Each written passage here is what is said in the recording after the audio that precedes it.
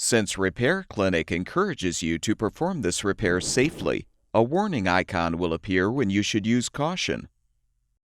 Whether your repair is simple or complex, you'll be more successful if you break the procedure down into steps, making it more manageable.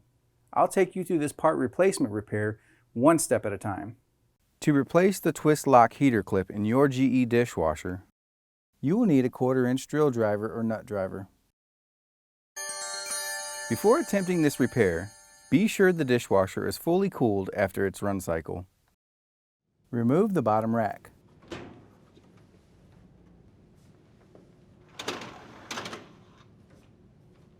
Unthread the 1/4-inch screw on the heater clip and twist the clip clockwise to remove it from the tub.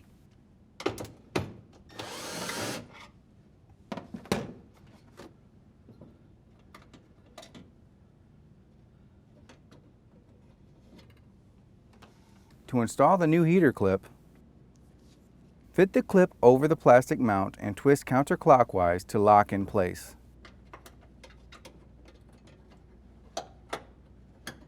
Then rethread the 1/4-inch screw to secure it.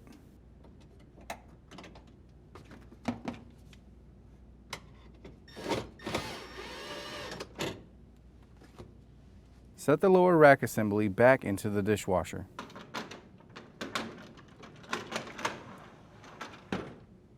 And the dishwasher should be ready for use.